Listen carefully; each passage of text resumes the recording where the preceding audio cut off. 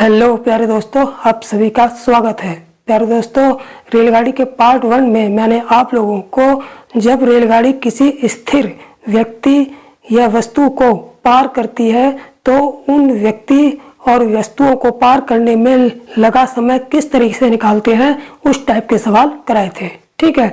और आज रेलगाड़ी के पार्ट 2 में मैं आप लोगों को जब रेलगाड़ी किसी गतिमान व्यक्ति या वस्तु को पार करती है तो उस व्यक्ति या वस्तु को पार करने में कितना समय लगाती है, तो इस टाइप के जो मैं सवाल कराऊंगा। ठीक है। तो इस टाइप के सवालों को हल करने से पहले हम पूरे कॉन्सेप्ट को और फार्मूलों को अच्छी तरीके से समझेंगे। तो दोस्तों, सबसे पहले उस सूत्र की, उस कॉन्सेप्ट की चर्चा कर लेते हैं जिसमें कोई गतिमान रेलगाड़ी किसी गतिमान व्यक्ति को पार करती है। ठीक है। तो देखिए, सूत्र और कॉन्सेप्ट कुछ इस प्रकार से है, इसका आप लोग स्क्रीनशॉट ले लेंगे। ठीक है। देखिए, इसका थोड़ा सा समझ लेते हैं। क्या कि ये रेलगाड़ी है, x मीटर लंबी ये रेलगाड़ी है जिसकी चाल v1 किलोमीटर प्रति घंटा है, और ये कोई व्यक्ति है जिसकी चाल v2 किलोमीटर प्रति घंटा है, और ये दोनों ही समान दिशा में गतिमान है। यानी कि रेलगाड़ी भी इधर को जा रही है और व्यक्ति भी इधर को जा रहा है। तो इस कंडीशन में जब रेलगाड़ी व्यक्ति को पार करती है तो उसको पार करने में कितना समय लगाती है, तो व्यक्ति को पार करने में लगा समय होगा बराबर दूरी बटे चाल। समय किसके बराबर होता है? दूरी बटे चाल के। ठीक है। और दूरी कितनी होगी? रेलगाड़ी जब किसी व्यक्ति को पार करती है तो वो अपनी लंबाई के बराबर दूरी तय करती है। तो दूरी की जगह हम रेलगाड़ी की लंबाई यानी कि एक्स रख लेंगे। ठीक है, बटे चाल। अब चाल कितनी रखेंगे? जब भी दो वस्तुएं गतिमान हो, जैसे रेलगाड़ी भी गतिमान है और व्यक्ति भी गतिमान है, और चूंकि सेम दिशा में यानी कि सेम डायरेक्शन में जब गतिमान है तो जो यहाँ पर चाल रखी जाएगी वो दोनों की चालों के अंतर के बराबर रखी जाएगी। ठीक है। तो यहाँ पर दूरी की जगह रेलगाड़ी की लंबाई x बटे चाल की जगह दोनों की चालों का अंतर, यानी कि रेलगाड़ी की चाल v1 और व्यक्ति की चाल v2, इन दोनों का अंतर यानी कि v1 माइनस v2, फिर गुणा 18/5। इस सूत्र पर मैंने 18/5 से डायरेक्ट गुणा इसलिए करके रखी हुई है, इस सूत्र को बनाया है 18/5 से गुणा करके, ताकि हम जब दूरी को मीटर में रखें और चाल को सीधे सीधे किलोमीटर प्रति घंटा में रख दें तो कोई फर्क नहीं पड़ेगा। तो हम इस फार्मूले में दूरी की जगह अगर मीटर में रखी है तो डायरेक्ट मीटर में रख देंगे, और 4 किलोमीटर प्रति घंटा में दिए तो 4 किलोमीटर प्रति घंटा में डायरेक्ट रख देंगे। ठीक है। और 18/5 से गुणा करके जो है व्यक्ति को पार करने में लगा समय आ जाएगा। ठीक। अब देखते हैं सेकंड वाला फार्मूला। सेकंड वाले फार्मूले में क्या है कि रेलगाड़ी जो है x मीटर लंबी रेलगाड़ी है, v1 किलोमीटर प्रति घंटा की चाल से चल रही है, और यह व्यक्ति है जिसकी चाल v2 किलोमीटर प्रति घंटा है, विपरीत दिशा में गतिमान है। यानी कि ये रेलगाड़ी इधर जा रही है तो व्यक्ति इधर जा रहा है, यानी कि रेलगाड़ी व्यक्ति दोनों एक दूसरे की तरफ आ रहे हैं। ठीक है। तो इस कंडीशन में व्यक्ति को पार करने में लगा समय किसके बराबर होगा? समय बराबर दूरी बटे चाल। दूरी की जगह तो x रखेंगे यानी कि रेलगाड़ी की लंबाई रखेंगे, क्योंकि रेलगाड़ी व्यक्ति को पार करने में अपनी लंबाई के बराबर दूरी तय करती है। अब रही बात चाल की, समान दिशा में जब गतिमान होंगे तो चालों का अंतर रखेंगे, और जब विपरीत दिशा में गतिमान होगी तो चाल की जगह क्या रखेंगे? रेलगाड़ी की चाल और व्यक्ति की चाल दोनों का योग करके रखेंगे। तो यहाँ पर रेलगाड़ी की चाल v1 और व्यक्ति की चाल v2 दोनों का योग करके रख दिया। तो रेलगाड़ी की लंबाई बटे दोनों की चालों का योग गुणा 18/5 सेकंड। 18/5 का मतलब वही है, अगर हम 18/5 हमने इसलिए लगा रखा है जिससे दूरी मीटर में रख लेंगे और चाल को किलोमीटर प्रति घंटे में ही रख लेंगे। ठीक। अब हम उस सूत्र और उस कॉन्सेप्ट की चर्चा करेंगे जिसमें कोई गतिमान रेलगाड़ी जो है किसी गतिमान वस्तु को पार करती है। गतिमान वस्तु से मतलब यहाँ किसी अन्य गतिमान रेलगाड़ी को पार करने से ही है। यानी कि जब कोई गतिमान रेलगाड़ी, एक गतिमान रेलगाड़ी दूसरी गतिमान रेलगाड़ी को पार करती है तो एक रेलगाड़ी द्वारा दूसरी रेलगाड़ी को पार करने में लगे समय की चर्चा करते हैं। ठीक है। तो उसके सूत्र और उसके कॉन्सेप्ट को इस प्रकार से समझते हैं। इसको मैंने इस तरीके से लिखा हुआ है, इसका स्क्रीनशॉट आप लोग ले लेंगे। ठीक। देखिए, इसका थोड़ा सा समझेंगे। क्या कि जैसे दो रेलगाड़ियां हैं, ये पहली हो गई, ये दूसरी। पहली रेलगाड़ी की लंबाई x मीटर है और चाल v1 किलोमीटर प्रति घंटा है। यह दूसरी रेलगाड़ी है जिसकी लंबाई y मीटर है और चाल v2 किलोमीटर प्रति घंटा है और दोनों समान दिशा में गतिमान है। यानी कि ये पहली वाली रेलगाड़ी भी इस साइड में जा रही है और दूसरी रेलगाड़ी भी इस साइड में जा रही है। तो जो है पहली रेलगाड़ी जो है दूसरी रेलगाड़ी को जो है कितने समय में पार कर जाएगी, जबकि पहली वाली रेलगाड़ी की चाल जो है वो दूसरी वाली रेलगाड़ी की चाल से अधिक होगी। तब इस कंडीशन में पहली रेलगाड़ी द्वारा दूसरी रेलगाड़ी को पार करने में जो लगा समय होगा वो किसके बराबर होगा, दूरी बटे चाल, समय बराबर दूरी बटे चाल। तो दूरी कितनी तय करेगी, जब पहली रेलगाड़ी दूसरी रेलगाड़ी को पार करेगी, चूंकि दोनों के पास यहाँ पर लंबाई है, दोनों के पास लंबाई है। जब व्यक्ति को पार चेक करती थी तो व्यक्ति के पास लंबाई नहीं थी, इसलिए जो है केवल दूरी जो तय होती थी वो केवल रेलगाड़ी अपनी लंबाई के बराबर दूरी तय करती थी।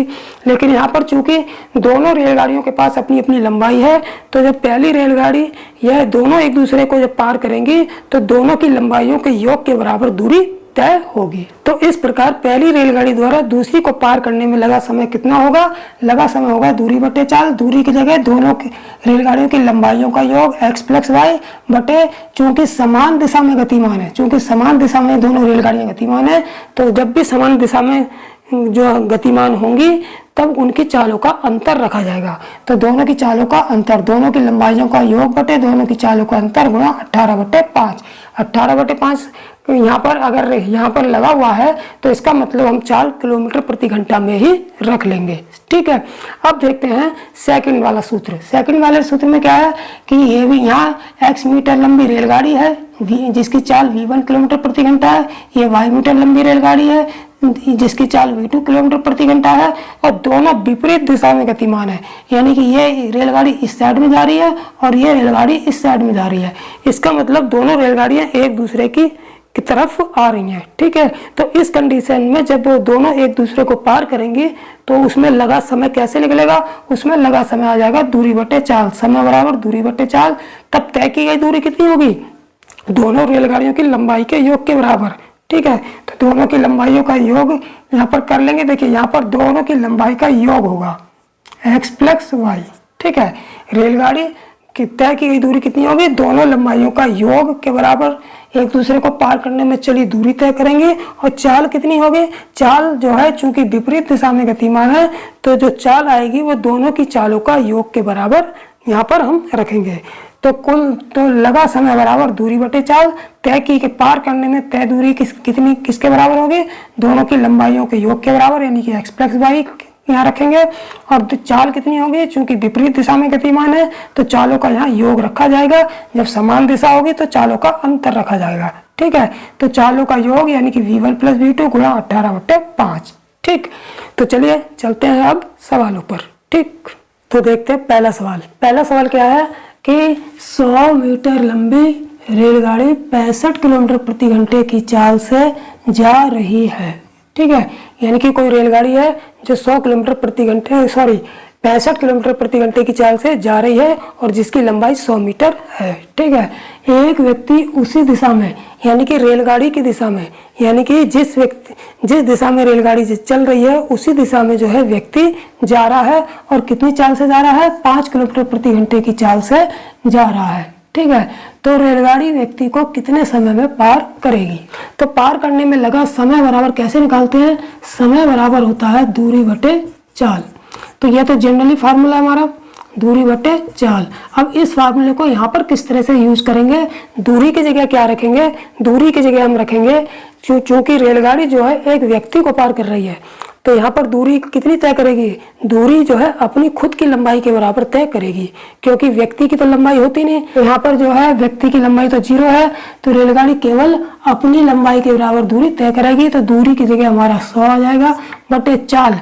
अब चाल की जगह क्या रखेंगे, चूंकि दोनों रेलगाड़ी और व्यक्ति एक समान दिशा में गतिमान है, एक ही दिशा में गतिमान है, तो दोनों की चालों का अंतर रखेंगे।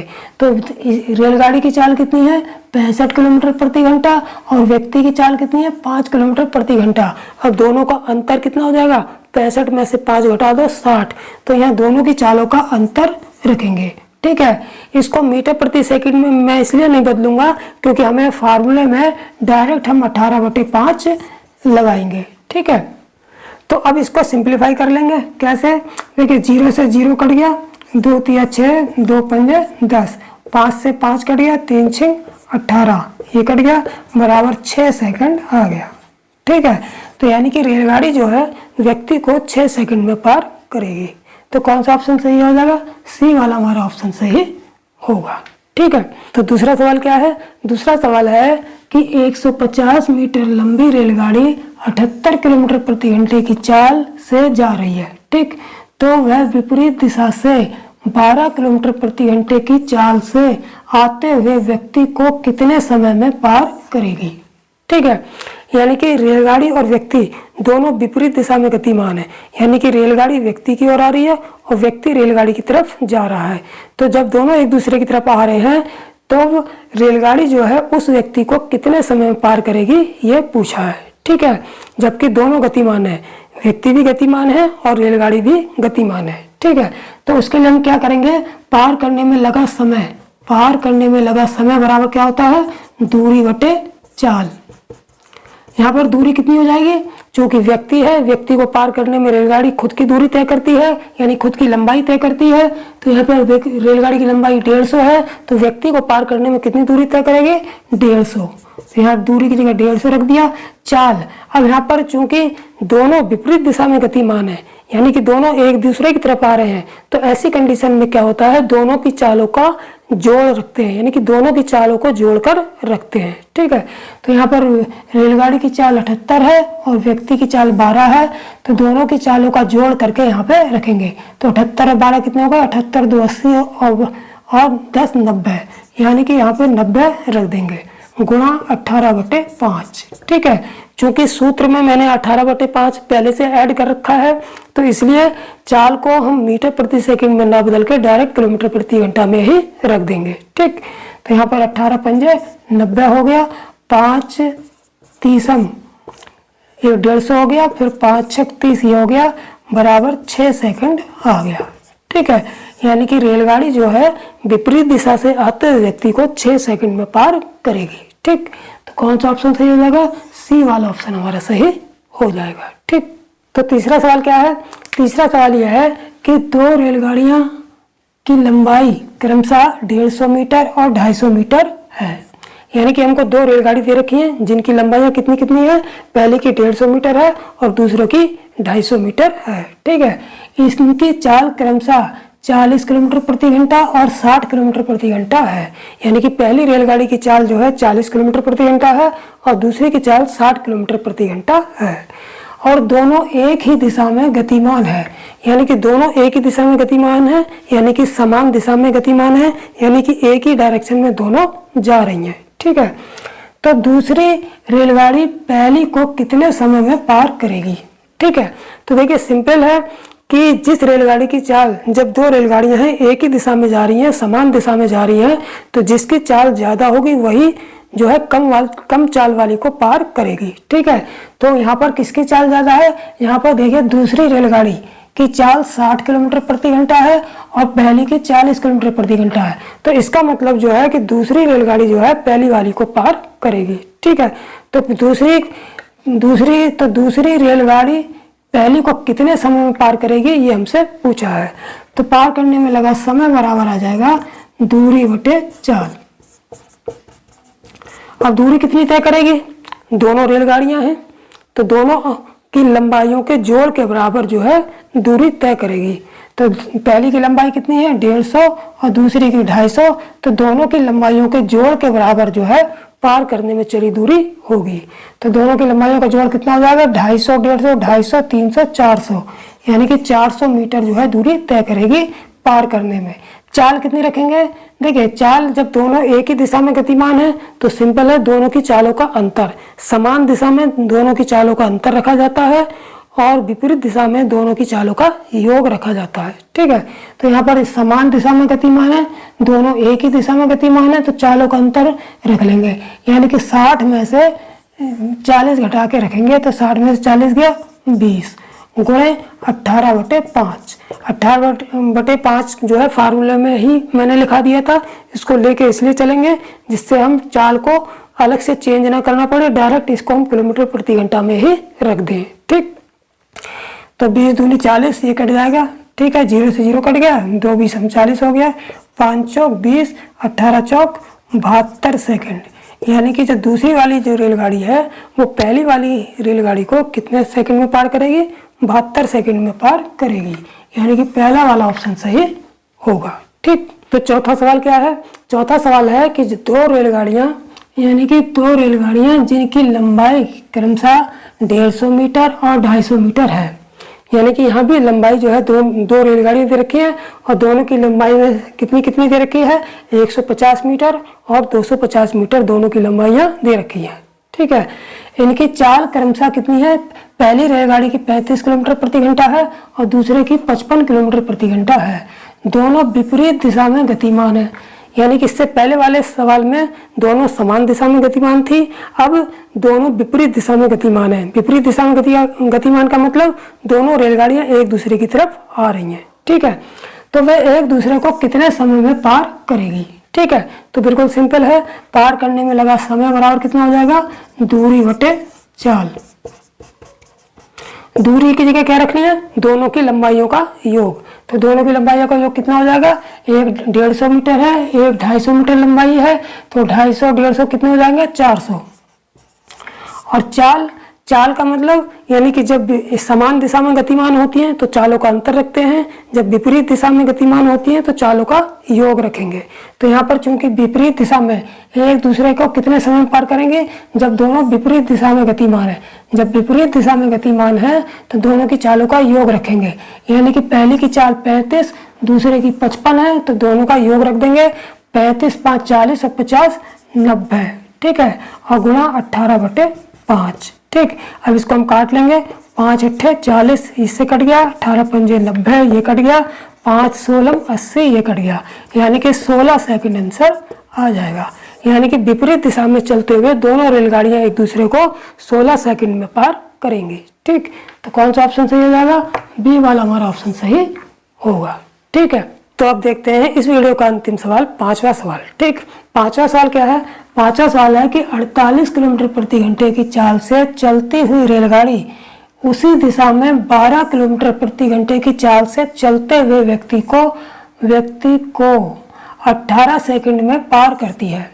यानी कि 48 किलोमीटर प्रति घंटे की चाल से चलती हुई कोई रेलगाड़ी है, वो उसी दिशा में 12 किलोमीटर प्रति घंटे की चाल से चलते हुए व्यक्ति को 18 सेकंड में पार करती है। ठीक है, जबकि विपरीत दिशा में चलती हुई महिला को, जबकि विपरीत दिशा में यानी कि रेलगाड़ी की विपरीत दिशा में कोई महिला चल रही है तो उसको रेलगाड़ी कितने सेकंड में पार कर रही है?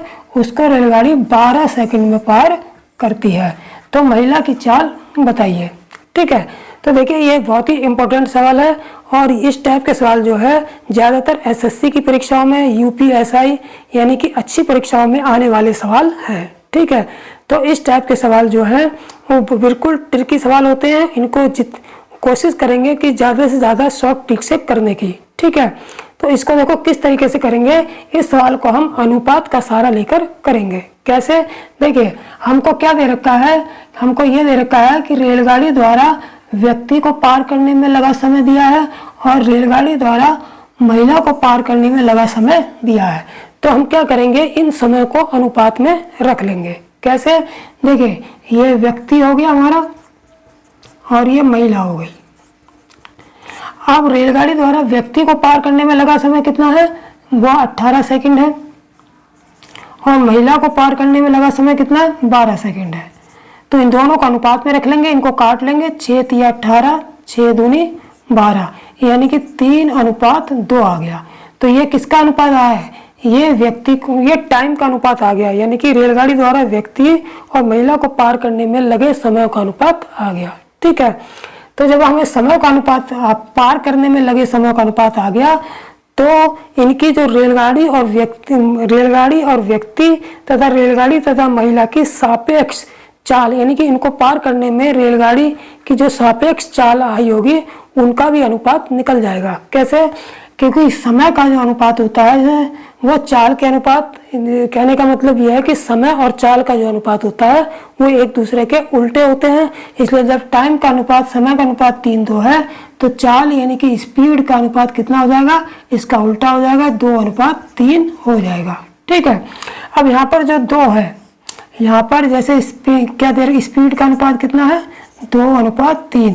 तो यहाँ पर जो 2 है वो क्या है, वो व्यक्ति की स्पीड में 2 है, तो इसका मतलब 2 जो यूनिट आई, 2 यूनिट जो चाल आई है वो रेलगाड़ी द्वारा व्यक्ति को पार करने में सापेक्ष चाल है। यानी कि रेलगाड़ी की चाल और व्यक्ति की चाल अगर एक ही दिशा में चल रहे हैं तो दोनों की चालों के अंतर के बराबर जो चाल होगी वो इस 2 यूनिट के बराबर होगी। ठीक है, तो 2 यूनिट जो किसके बराबर आएगी, चलिए ये व्यक्ति इस रेलगाड़ी की चाल और व्यक्ति की चाल के अंतर के बराबर आएगी। तो 48 में से 12 घटा दें तो कितना आ जाएगा 36, यानी कि 2 यूनिट जो है 36 किलोमीटर प्रति घंटे के बराबर होगा। किसके बराबर होगा, 36 किलोमीटर प्रति घंटे के। अब इसको हम काट लेंगे, 2 एकम 2, 2 18 36, यानी कि बराबर आ गया 18 किलोमीटर प्रति घंटा। यानी कि रेलगाड़ी में व्यक्ति को पार करने में जो सापेक्ष चाल का उपयोग हुआ है वो कितनी है, 18 किलोमीटर प्रति घंटा। ठीक है, तो रेलगाड़ी द्वारा महिला को पार करने में सापेक्ष चाल का अनुपात कितना है, 3 है, यानी कि 3 यूनिट है। तो जब हमने इसे 1 से काट दिया तो 1 यूनिट तो हमारा 18 हो गया, 1 यूनिट बराबर 18 हो गया, क्योंकि 2 एकम 2 काटा था, 2 18 36 काटा था, यानी कि जो 18 किलोमीटर प्रति घंटा है वो 1 यूनिट के बराबर आ गई चाल। 1 यूनिट बराबर 18 किलोमीटर प्रति घंटा, इसलिए 3 यूनिट यानी कि महिला को पार करने में रेलगाड़ी की सापेक्ष चाल निकाल लेंगे, वो 3 यूनिट है, तो 3 यूनिट बराबर हो जाएगा किसके, 3 गुणा 18। 1 यूनिट 18 तो 3 यूनिट 3 गुणा 18 बराबर 54 किलोमीटर प्रति घंटा। यानी कि रेलगाड़ी द्वारा महिला को पार करने में जो सापेक्ष चाल थी वो कितनी थी, 54 किलोमीटर प्रति घंटा। चूंकि महिला रेलगाड़ी के विपरीत दिशा में गतिमान है तो ये जो 54 किलोमीटर प्रति घंटे की जो चाल है वो रेलगाड़ी की चाल और महिला की चाल के योग के बराबर है।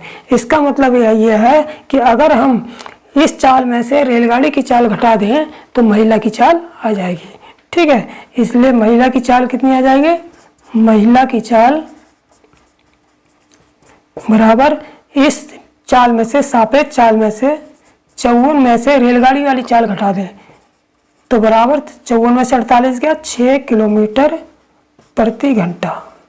तो ये 6 किलोमीटर प्रति घंटा जो है किसकी चाल आ जाएगी, महिला की चाल आ जाएगी।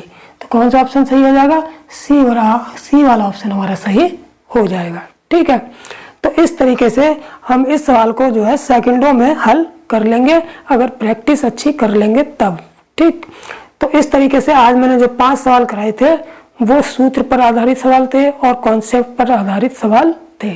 ठीक है, और इनमें से एक सवाल जो था वो अति महत्वपूर्ण सवाल था जो कि अधिकतर अच्छी परीक्षाओं में आने वाला सवाल था। ठीक है, जिसको मैंने थोड़ा सा ट्रिक के माध्यम से कराया है, यानी कि अनुपात के माध्यम से कराया है। ठीक है, तो इस 5वें सवाल की तरह और भी इम्पोर्टेंट सवाल जो है वो मैं नेक्स्ट वीडियो में कराऊंगा, तो नेक्स्ट वीडियो को देखना ना भूलिए, उसको जरूर देखिए। ठीक है, तो नेक्स्ट वीडियो में मैं 5वें सवाल की तरह और भी जो अति महत्वपूर्ण सवाल होंगे जिसे मैं ट्रिक के माध्यम से और शॉर्ट सूत्र के माध्यम से हल कराऊंगा वो नेक्स्ट वीडियो में कराऊंगा। ठीक है, और हाँ, जिन बच्चों ने अभी चैनल को सब्सक्राइब नहीं किया वो सब्सक्राइब जरूर कर ले। ठीक, तो नेक्स्ट वीडियो में फिर अति महत्वपूर्ण यानी कि रेलगाड़ी के कुछ ट्रिकी सवालों के साथ, अति महत्वपूर्ण सवालों के साथ फिर मिलेंगे। तब तक के लिए जय हिंद, जय भारत।